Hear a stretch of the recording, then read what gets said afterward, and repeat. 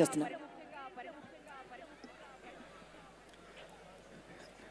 ప్రారంభంలో నేను పాడుతూ సంభవామి యుగే యుగే అన్నాం. ఇది సంస్కృతం. దీనికి అర్థం తెలియడం కోసమే ఏ కాలంలో ధర్మానికి నష్టం జరుగుతుందో, ఏ కాలంలో ధర్మానికి హాని కలుగుతుందో ఆ సమయంలో పరమాత్ముడి క్యారెక్టర్ ఏమిటంటే, పరమాత్ముడి ఆలోచన విధానం దుష్ట శిక్షణ, శిష్ట రక్షణ, ధర్మ సంరక్షణ. దీన్ని నిలబెట్టేందుకు పరమాత్ముడు ఒక అవతారం తీసుకుంటాడు, కొన్ని సోల్స్లోకి ప్రవేశిస్తాడు. అలా ప్రవేశించిన సోల్సే ఖచ్చితంగా ఎవరి దగ్గరికి తీసుకువెళ్తే ధర్మం కరెక్ట్గా జనాల్లోకి వెళుతుందో, ఎవరైతే కరెక్ట్గా తీసుకువెళ్ళగలరో ఆయనే శ్రీ బోయపాటి శ్రీను గారు. మనస్ఫూర్తిగా అభినందనలు. ఆయన నాకు స్టోరీ చెప్తున్నప్పుడు మనకి ఛాందోగ్యోపనిషత్తు ఒక గొప్ప మాట చెప్తుంది, తత్వమసి అని. తత్ త్వం అసి అంటే అదే నీవు అయి ఉన్నావు. అంత డెడికేషన్తో చేస్తే మాత్రమే ఈ ధర్మం జనాల్లోకి వెళ్తుంది.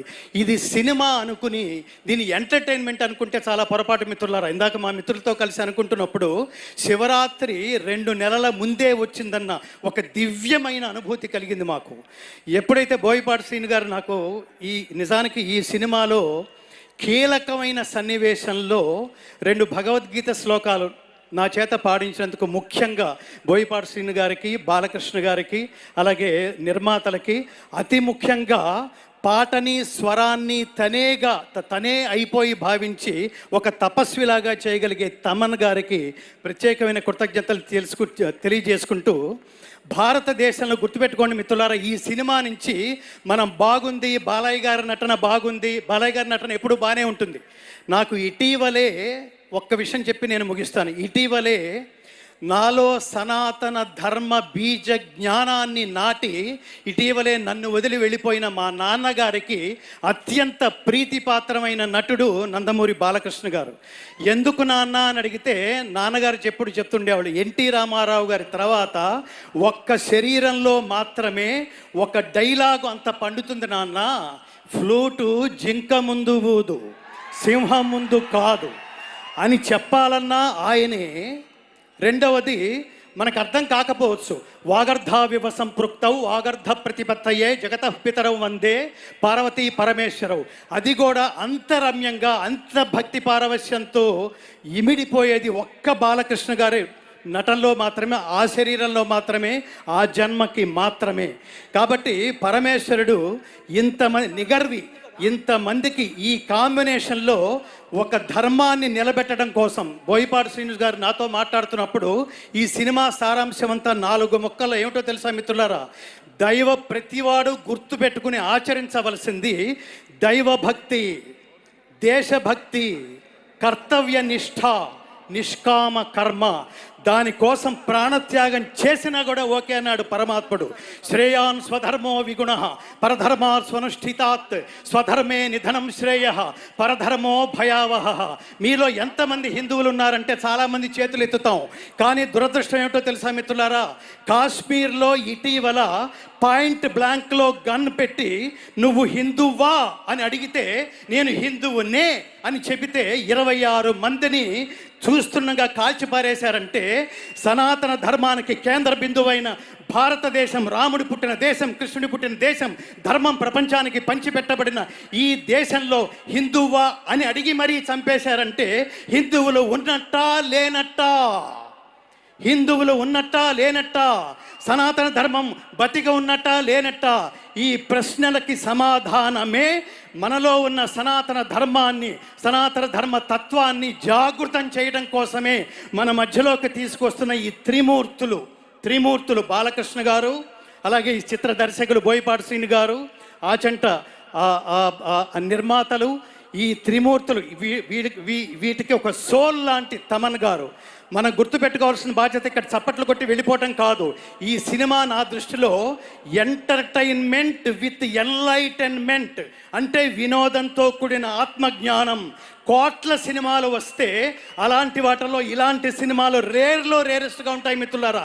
దీన్ని అర్థం చేసుకోవడానికి ప్రయత్నిద్దాం, ఈ సినిమా తత్వాన్ని దీన్ని ఆచరించడానికి ప్రయత్నిద్దాం. భగవద్గీత అంటే మతం కాదు, నా చేత అది పాడించారు. భగవద్గీత అంటే మతం కాదు, జ్ఞానం. భగవద్గీత అంటే జీవన గీత, మరణ గీత కాదు. భగవద్గీత అంటే ఉన్నత వ్యక్తిత్వ వికాస బోధనం, ఉత్తమ జీవన విధాన మార్గం. గీత నేర్చుకుంటే రాత మార్చుకున్నట్టే. అది ఈ సినిమా సారాంశం. కాబట్టి అందరం సనాతన ధర్మజ్యోతులై ప్రతి ఇంటి నుంచి ఒక్కొక్క వివేకానంద సృష్టి జరగాలంటే ఈ సినిమాని అర్థం చేసుకుని ఆచరించే లక్ష్యంతో ఈ సినిమాకి దయచేసి రండి.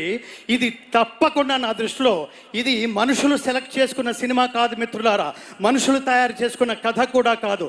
పరమాత్మ ఎంచుకున్న యూనిట్ వీళ్ళు. ఈ సినిమాలో పనిచేసిన ప్రతి ఒక్కళ్ళకి, ఈ సినిమాలో వెండి తెర మీద వెండి తెర వెనక కనిపించే ప్రతి ఒక్కళ్ళు యోగం అంటాం దాన్ని. అదృష్టం అంటే లౌకికమైంది, యోగం. వీళ్ళు కారణ జన్ములు. ఇలాంటి సినిమాలు మళ్ళీ మళ్ళీ మళ్ళీ మళ్ళీ రావాలని, ఇలాంటి సినిమాలు కరెక్ట్గా లైన్లో నాకు అనిపిస్తోంది. ఈ ఆవేశంలో ఇట్లాంటి సినిమాలు బోయపాటి శ్రీను గారి దర్శకత్వంలో లైన్లో 10 సినిమాలు వస్తే భారతదేశంలో సనాతన ధర్మం సెటరైట్ అయిపోతుంది మిత్రులారా. నాకు అంత పెద్ద హోప్ ఉంది, సెటరైట్ అయిపోతుంది. మేము ఖచ్చితంగా హిందువులం, సనాతన ధర్మ బంధువులం అని మనం కరెక్ట్గా చెప్పుకోగలం. అంతటి విశేషమైన ఈ సినిమాలో నాకు భగవద్గీత శ్లోకాలు, నేను ఇంత ఆవేశంగా గట్టిగా ఎందుకు మాట్లాడుతున్నానంటే సనాతన ధర్మానికి దెబ్బ తగిలితే నేను ఊరుకోలేను. ఎందుకంటే I have dedicated my entire life to propagate the essence of Bhagavad Gita through out the world. ప్రపంచానికి భగవద్గీత సారాంశాన్ని, స్వార్థరహిత ఉత్తమ సమాజం నిర్మించబడడానికి భగవద్గీత ప్రచారమే నా జీవితంగా మలుచుకున్న వ్యక్తిగా బాధ్యతగా ఈ వేదిక మీద నేను మాట్లాడే అవకాశం ఇచ్చినందుకు, భగవద్గీత శ్లోకాలు నా చేత ఈ సినిమాలో ఒక కీలకమైన సందర్భం కోసం నా చేత పాడించినందుకు ముఖ్యంగా తమన్ గారికి నేను ప్రత్యేకమైన కృతజ్ఞతలు తెలియజేసుకుంటూ, జై బాలయ్య, జై బాలయ్య. ఇందాక ఒక పాటలో పాటంతా ఒక ఎత్తు, ఆయన ఓం నమ శివాయ అని ఆ గొంతులో మాత్రమే శ్లోకం పండుతుంది మిత్రులారా. శతాయుష్మాన్ భవ, శతమానం భవతి, శతాయు పురుష శతేంద్రియ ఆయుష్యేవేంద్రియే ప్రతిష్టతి, సంపూర్ణ పరమాత్మానుగ్రహ ప్రాప్తిరస్తు. అందరూ చెప్పండి, జై శ్రీరామ్, జై శ్రీకృష్ణ, ఓం నమ శివాయ, భారత్ మాతాకి. ధర్మం అంటే సర్వజన బంధువే హిందువు. హిందువు అనేది మతం కాదు మిత్రులారా. ఇది గుర్తుపెట్టుకుని అందరినీ కలుపుకుంటూ సనాతన ధర్మజ్యోతులై ప్రకాశింతురుగాక. జై శ్రీకృష్ణ. సర్వే జనా సుఖినో భవంతు. ఎంత అద్భుతమైన గలం.